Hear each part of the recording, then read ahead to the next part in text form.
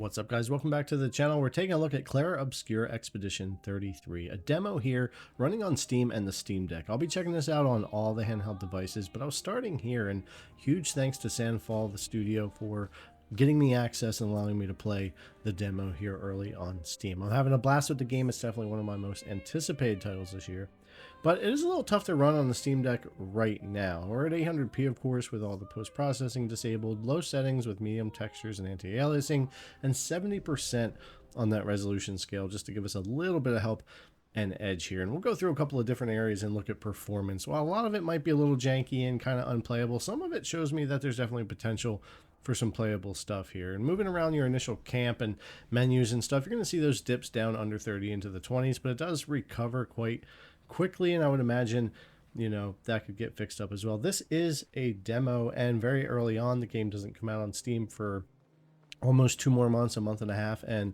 on Game Pass in about 3 weeks. So there's a lot of time left on this version of the game, and I don't want to judge its performance just yet, but I did want to jump in and just see how it was really running here. Now, this open world continent area obviously struggles a lot as well. It's zoomed out, showing a lot more. It's typically in the 20s. It's not too stuttery, but it is a lower FPS. As you transition into one of the battles out here, you're going to see the frame rate kind of jump around a lot too. And in battle, even though it's turn-based, which helps with the lower FPS, you are going to see it in those 20s a lot out here and bouncing around depending on what's going on. Now, the only time this will really affect you is when you're trying to hit these moments in battle where it's not just turn-based, but you're dodging or parrying, or how you see me hitting A here in battle, which I love this. I'm having a blast actually playing the game, the gameplay. But on the Steam Deck, the frame rate, at least right now, does make it a little janky and difficult sometimes in those moments, trying to pull off some of those dodges in time or parries or things like that. I did adjust to it and do pretty well the more I played on here. And again, a lot of turn-based stuff, lower FPS is fine, but this is pretty interactive turn-based, so that area was a little rougher. But as I did go farther and farther in, you move into these like more secluded areas where you're doing a quote-unquote dungeon or quest area.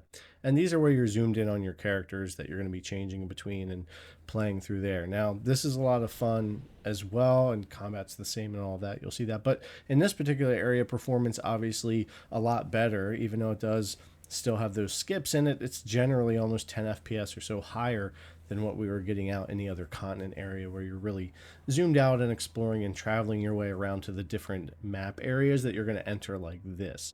So I don't know how many areas that you enter like this are going to run this much better than the external map that we were running around in zoomed out, but it does give me some hope that maybe a lot of portions of the game like this, as you're really getting into it, will hopefully stay over 30 FPS, or we can lock at 30.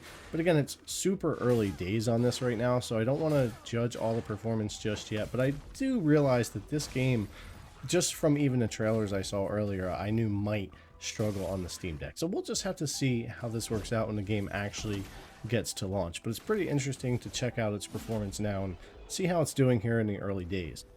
And as you can see there, performance for that battle inside here in this like instance was a lot better, and typically, even though it did have the drops, almost 10 FPS more than what we were getting in battle before.